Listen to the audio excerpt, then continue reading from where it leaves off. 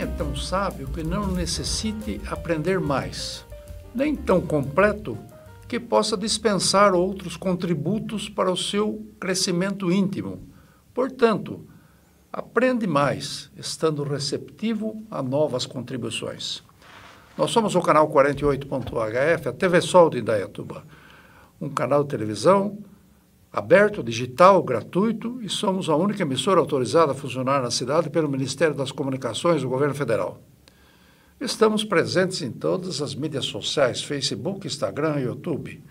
O nosso endereço, TV Sol. Digitou TV Sol no seu celular, no seu tablet, no seu computador, poderá ver a nossa programação qualquer hora do dia ou da noite. Não dá para ver o nosso jornal às 7 da noite? Vê mais tarde, depois da novela, depois do jornal, depois do jogo, e saberá o que aconteceu na cidade, que previsão do tempo de amanhã, etc. e tal. Sempre tendo boas informações.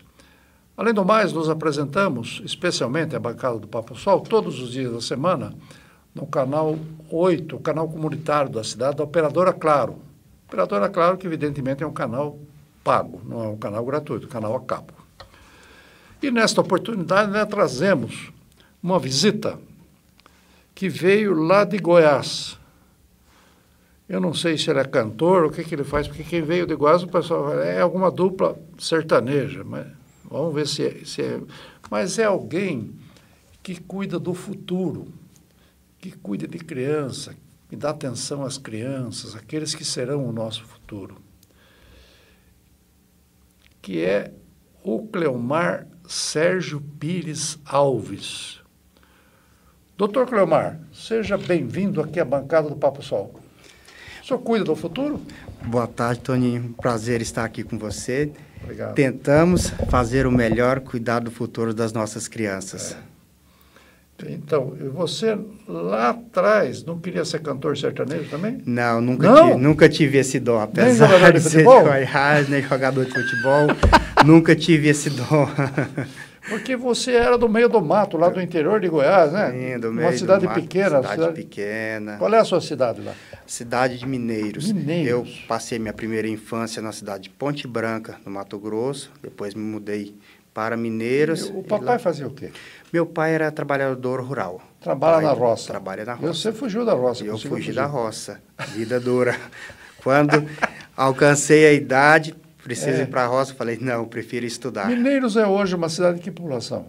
Hoje a população de Mineiros está em torno de 70, 80 mil 70, habitantes. 80 mil habitantes. É uma cidade boa. Sim, a cidade. Eu já ouvi falar de Mineiros. Você sabe por que chama Mineiros ou não? A cidade foi fundada por mineiros. Por mineiros, Por que mineiros. Muita gente foi para o Mato Grosso, Mato Grosso. que era um Eldorado, né? Tido como Eldorado. Muitos gaúchos foram para o Mato Grosso, né? Sim, a região, a cidade tem muitos gaúchos, né? Muito ali gaúcho, no sudoeste goiano, que Mato foram Grosso. atrás de áreas para trabalhar, de áreas que tinham sempre muitos rios, muita água, né? Sim, desbravadores, né? Desbravadores. Gaúchos, Seu pai colaborou nisso, né? Meu pai era funcionário mesmo, era trabalhador mesmo, braçal. Trabalhador da roça, não era aquela produtor, luta, né? Na luta diária. E aí você disse, eu morei no primeiro momento no Mato Grosso, depois foram para Mineiros, e você fez os seus primeiros estudos lá em Mineiros mesmo? Isso, ensino médio em Mineiros e depois faculdade em Mogi das Cruzes. Como é que você veio parar aqui em Mogi das Cruzes? Mogi das Cruzes é uma história interessante. Eu trabalhava em um posto de gasolina, lá no escritório de um posto de gasolina, que uma empresa de Mogi das Cruzes abastecia lá conosco. E no contato com as pessoas... Você trabalhava no posto de gasolina? Eu trabalhava no escritório do posto de gasolina. No escritório do posto de gasolina. Meu ensino médio foi em técnico em contabilidade. Então, a gente você fez técnico em contabilidade. Você já tinha uma profissão, já tinha então. Uma profissão. E aí, contatos com a empresa, tinha essa de Mogi das Cruzes. E eu lá com meus 17 anos, chegando à idade de ir pro quartel e tudo, falei, não, quero estudar. E comentei com essa colega que a gente conversava bastante. Falou, olha, aqui em Mogi das Cruzes tem uma excelente faculdade. Não é a Brás Cubas, não, né? Não, a UMC. A UMC. A UMC. Universidade de Mogi das Cruzes. E com isso, me animei. Ela falou, manda sua documentação que eu faço sua inscrição. Mandei minha documentação, ela me inscreveu no vestibular. Saiu eu do interior de Goiás, nunca tinha pisado em São Paulo, com todos os desafios e medos. e encontrei Mogi das Cruzes. Com mala e cuia. Com mala e cuia e coragem, né? E coragem. Porque... Olha que loucura. Loucura, porque não tinha pós, né? Então, família batalhadora, humilde, não, sem muitas condições. E eu sempre ressalto que eu tive um apoio de um ex-patrão meu, Godó, lá em Mineiros, que foi um grande pai, um grande incentivador, inclusive com apoio financeiro. Minha primeira faculdade, quando eu entrei em Mogi, foi em biomedicina. Ele me ajudou. Biomedicina. Biomedicina. Aí ele me ajudou a custear os estudos. Me ajudou a custear os estudos. Como é que é o nome dele? Godofredo, mais conhecido como Godó. Godó, Godofredo. Quem sabe o Godó vai ver sua entrevista, depois você vai mandar para ele, né? Com certeza, mandar para ele. Vai mandar para ele. Parabéns, senhor Godó. O senhor acabou disponibilizando para Indaiatuba, aqui em São Paulo, um profissional de um bom nível, que nós vamos conversar aqui com ele hoje. Então, ele foi um grande incentivador, né? E aí eu terminei biomedicina. Nesse período, eu comecei a fazer estágio no Hospital Albert Einstein, em São Paulo. Fui contratado como biomédico, concluí. E aí, resolvi fazer medicina. E aí, cursei medicina nova em Mogi das Cruzes, também na UMC. Você, quando migrou para medicina, você aproveitou algumas matérias já do curso? Algumas matérias, sim. Você aproveitou um pouco, isso, né? Um pouco. Mas você passou quantos anos na escola? 6 anos. Eu 6? Daria para pular de ano, mas eu optei em refazer as matérias. Refazer tudo, fez em 6 anos. Isso, fiz em 6 anos. E fez depois o pós-medicina? Isso, depois... eu fiz residência médica em pediatria. Residência médica onde? No Hospital do Campo Limpo, em São Paulo. Hospital do Campo Limpo, que é um hospital público. Hospital público. E lá... Agora, lá atrás, você era contador. Sabia já trabalhar no escritório, do posto de gasolina, etc. Você já pensava em ser médico ou não? Foi por acaso. Primeira coisa... eu trabalhava e eu tinha certeza, não queria ficar no interior, eu queria algo a mais. Queria desbravar esse mundão. Queria desbravar. Aí.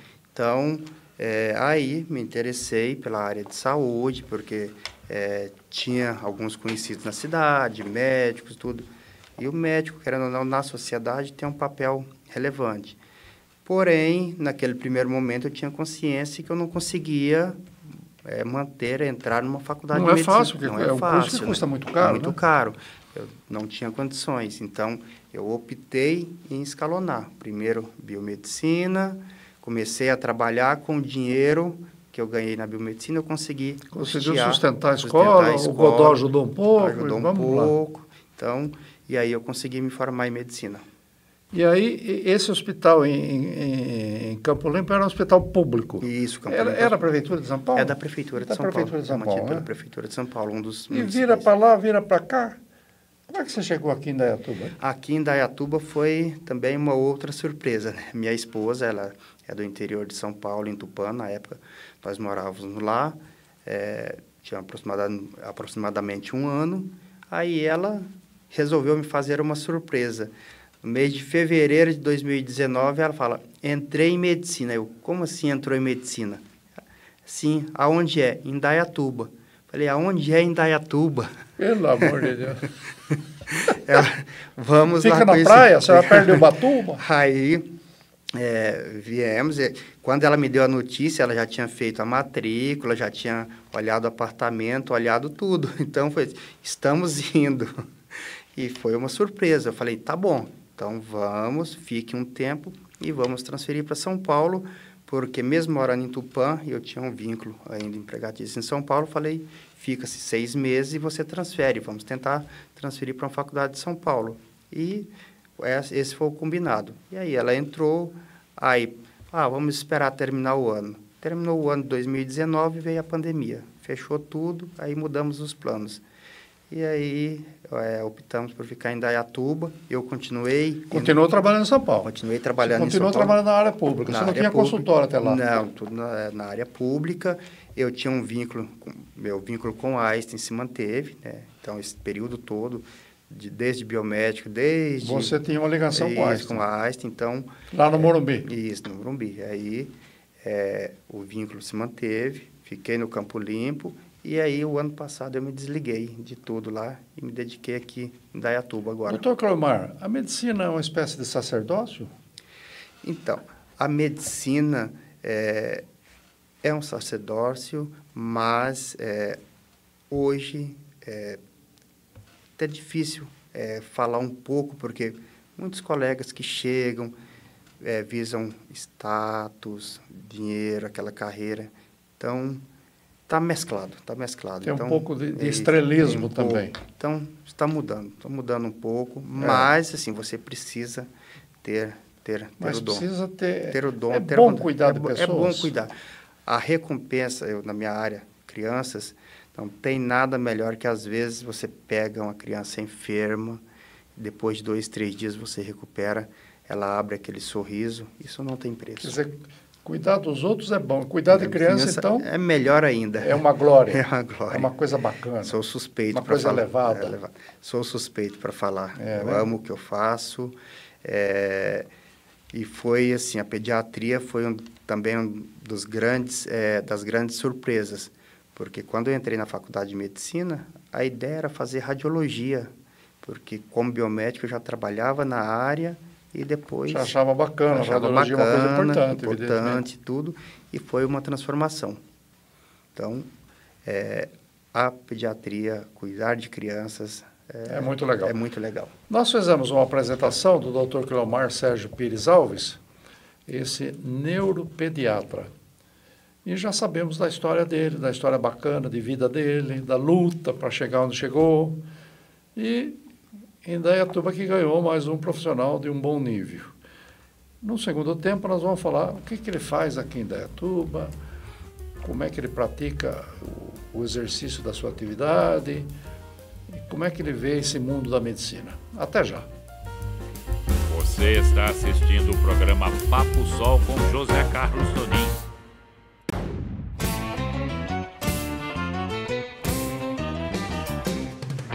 No Pesqueiro 3T, você encontra pratos deliciosos aliados a um ambiente muito agradável e descontraído.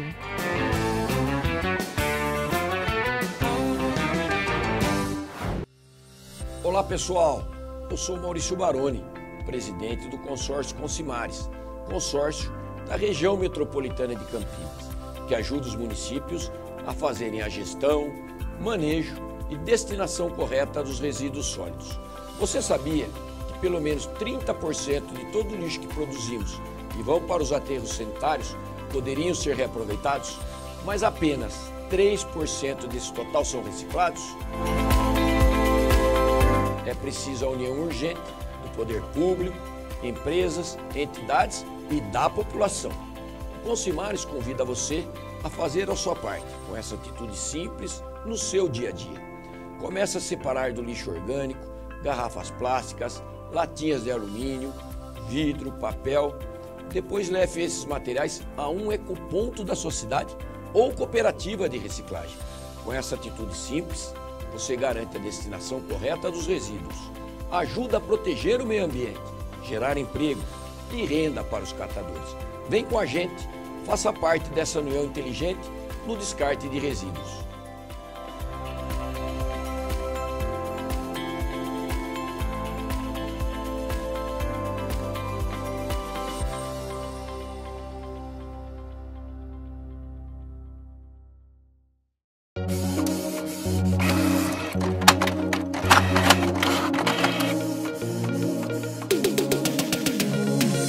Plotelicia faz cópias em diversos formatos, desde RG até plotagens de projetos arquitetônicos e industriais. Digitalização e impressão de documentos em diversos formatos. Impressão e montagem de apostilas, montagem de crachá em PVC e muito mais. Plotelicia, a mais completa da cidade, fica na rua Pedro de Toledo, 159, no centro.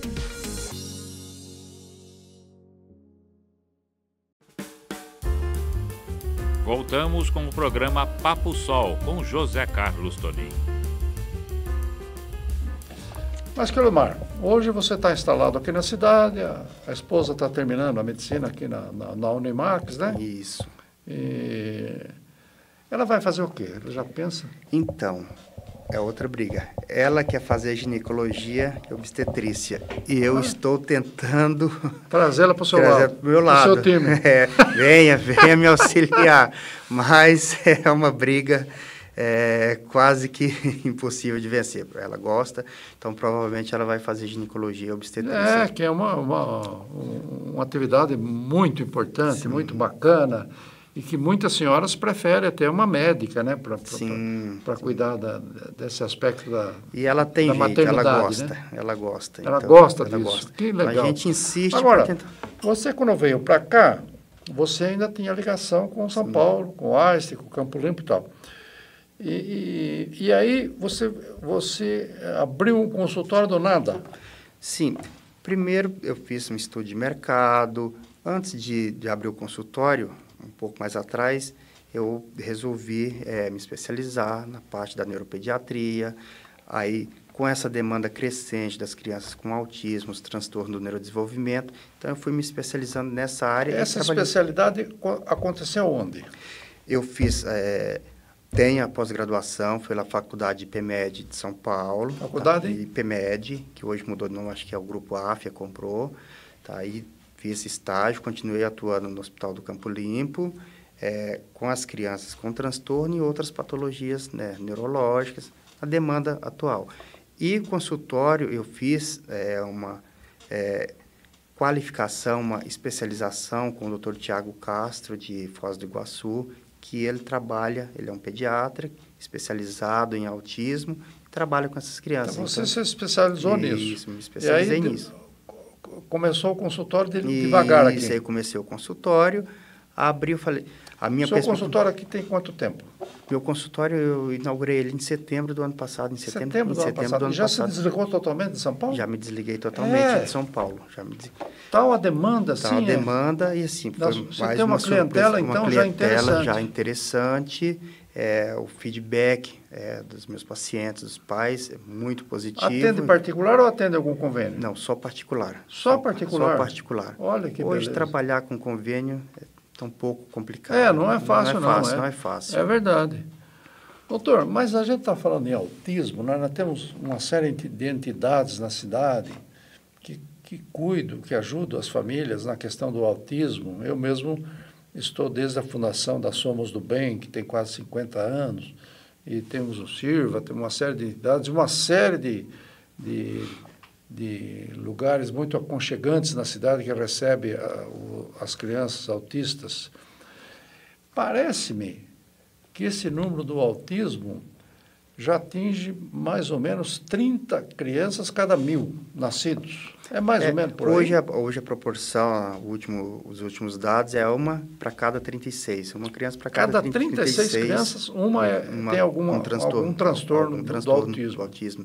Estão dentro do espectro. Então, é uma crescente, é uma realidade que nós, profissionais, entidades públicas, privadas, precisam estar se readaptando também. Doutor, fala uma coisa para nós aqui. Essa crescimento do autismo é função de que a maternidade está acontecendo com as senhoras com mais idade? Isso influencia? Um dos fatores de risco é a idade materna, e paterna. Não só mãe. Não, mãe paterna também. Mãe e pai. Então, sabemos que acima dos 35, acima 40, dos 35, 40 anos já corre-se algum risco, já né? Corre-se o risco, não só do autismo, mas algumas síndromes também, a principal a síndrome de Down, né? Outras coisas congênitas também. Que podem aparecer. Agora, também nos velhos tempos, né?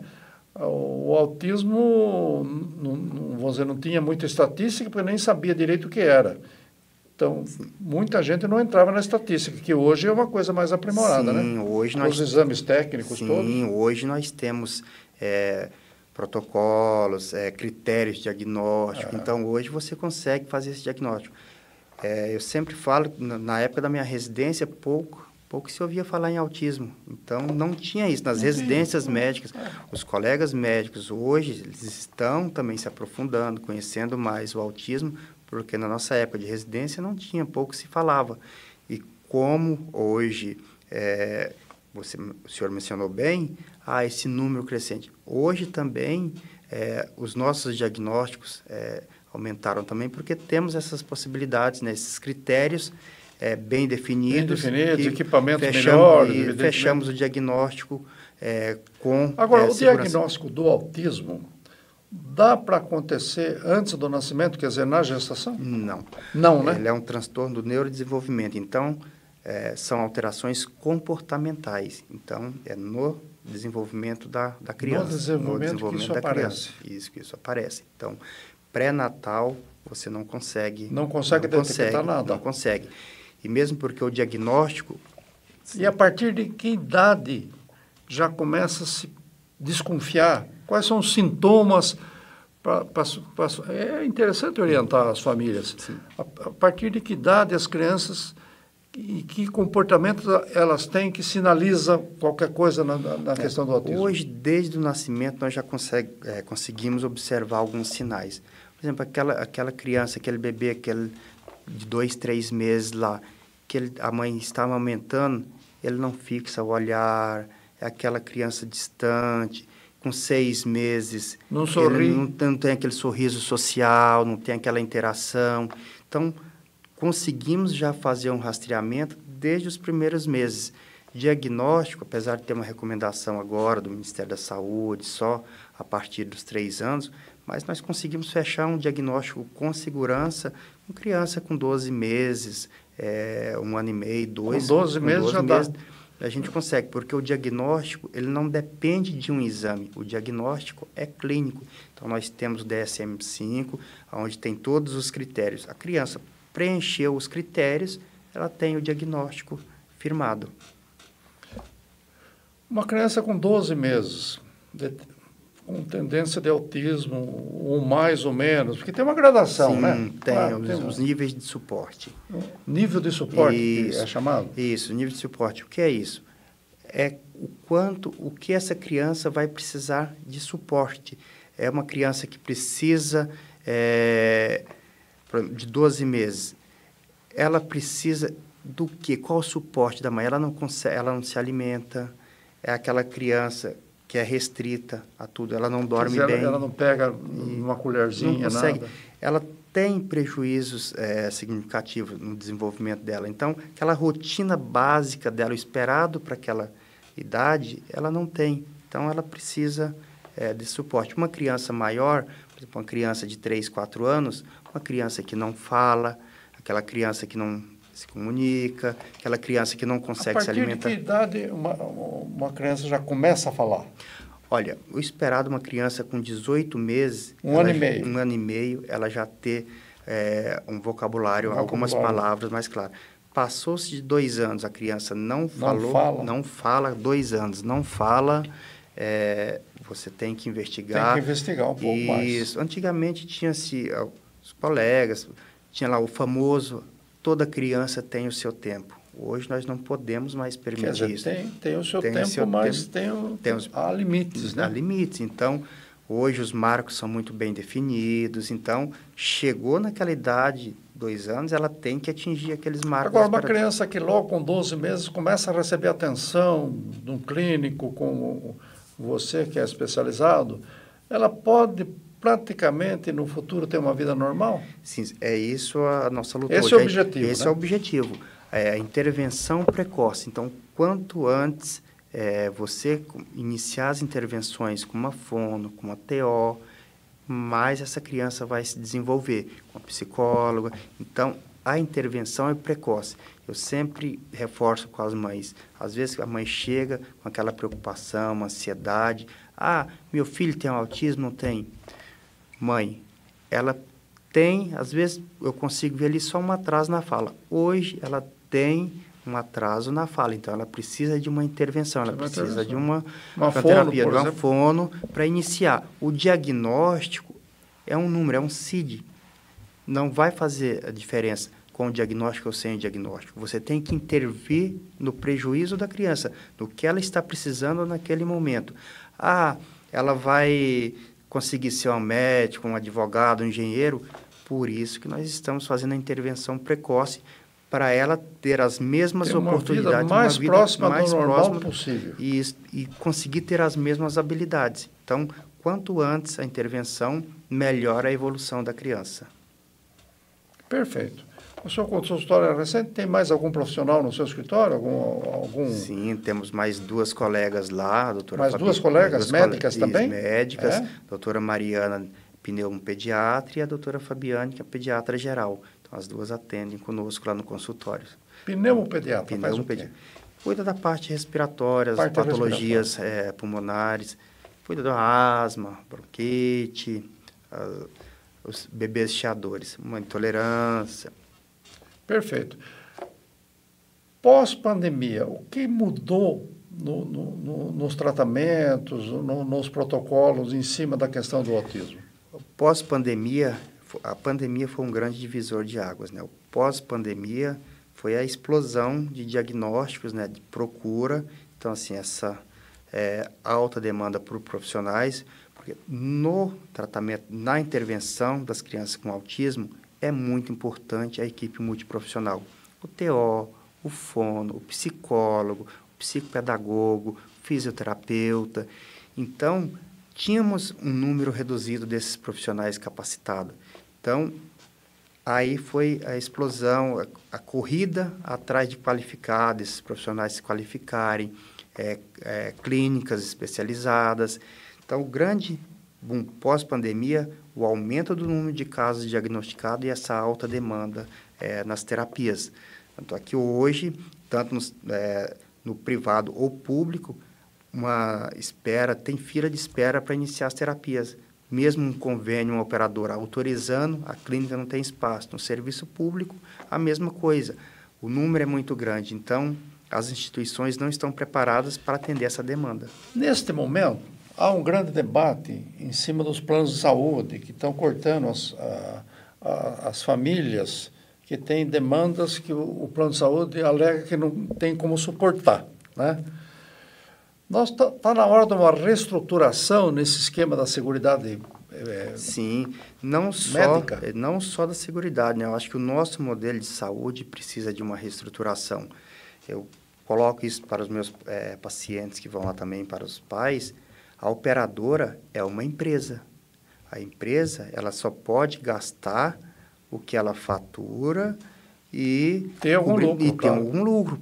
Ela visa o lucro. O serviço público... Ela não vive de vento. Não vive de vento. O serviço público é a mesma coisa.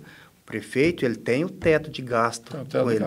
Só que esse gasto não é só para criança com autismo. Sim, tem todas as outras patologias. Toda a demanda da sociedade. Isso. Então, com essa crescente, esse número crescente de crianças, as operadoras estão entrando em colapso. Tanto é que, agora recente, teve uma reunião, né, um acordo com o Congresso. Na Câmara dos Deputados. Algumas operadoras... Você combinou uma jogada aí para esperar um pouco. Discutir o assunto. O que as operadoras estavam fazendo? Não consigo pagar mais. Estavam cancelando os planos, rescindindo os contratos. É triste isso nos mostra que nem a operadora, nem o governo não estavam preparados para essa alta demanda.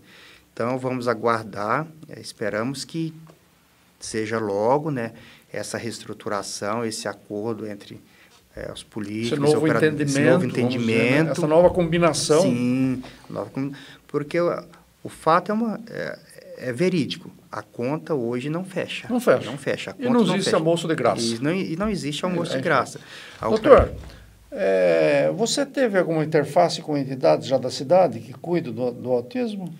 Especialmente para aquelas famílias de menor renda? Eu conheço, onde eu tive mais contato foi com o pessoal do CIRV, mas assim... É uma bela entidade, né? Isso, é uma bela entidade, o trabalho deles bonito. Mas, assim, em termos de trabalho de doação, eu ainda não tive a oportunidade de conhecer nenhuma. Perfeito. Mas fico à disposição também. À disposição para conhecer. Quem sabe vai conhecer a nossa Somos do Bem. Sim, fico à disposição. O que eu puder contribuir, pode contar comigo. Que legal. Doutor, o seu consultório, aqui não estamos fazendo propaganda, nós estamos dando uma informação, simplesmente uma informação.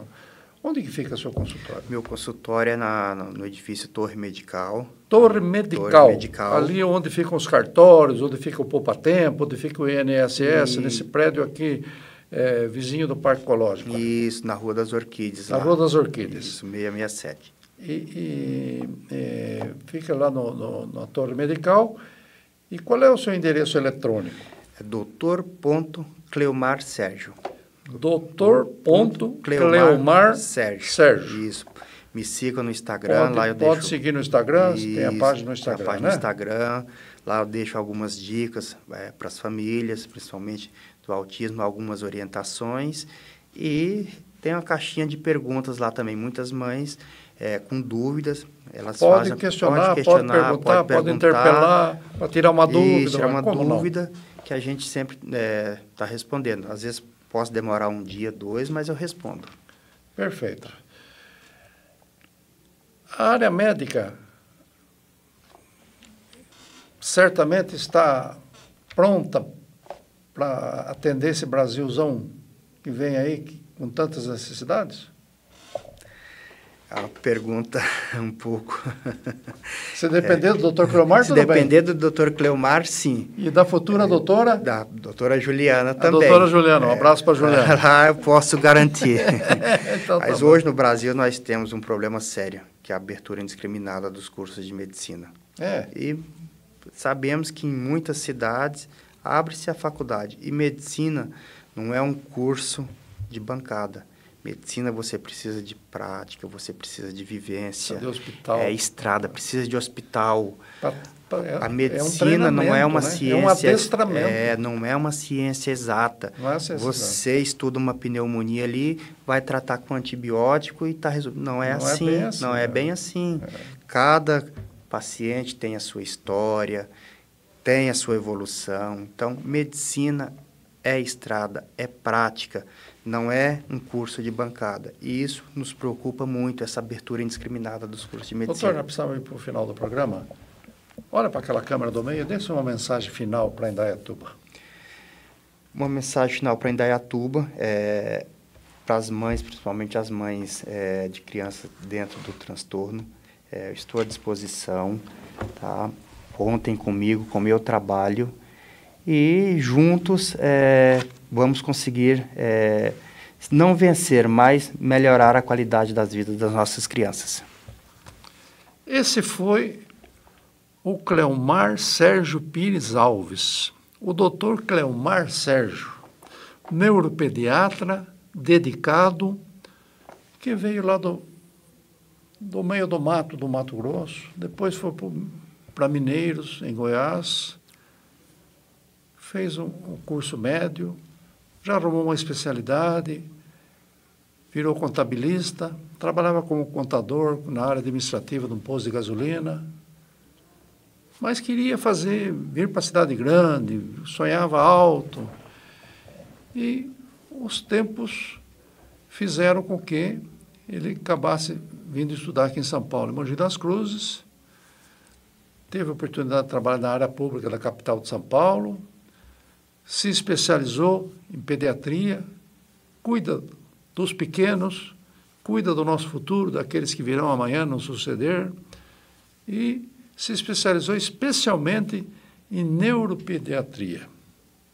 E que diz que está tentando fazer o que for possível para atender essa clientela que hoje é portadora da síndrome de Down, do autismo, e que é uma clientela crescente, uma clientela que, em função de todas as contingências do mundo de hoje, dos pais e mães que geram filhos com mais idade, da própria descoberta de clientes que nem eram tidos como autistas, tem tentado fazer a sua parte. E que veio para Indaiatuba ajudar aqui na nossa cidade pujante, mas que ainda se ressente de bons profissionais, de gente que queira trabalhar sério, correto, como faz o Cleomar. Doutor Cleomar, muito obrigado por sua presença aqui na bancada do Papo Sol. Eu que agradeço o convite, Tony, e fico à disposição.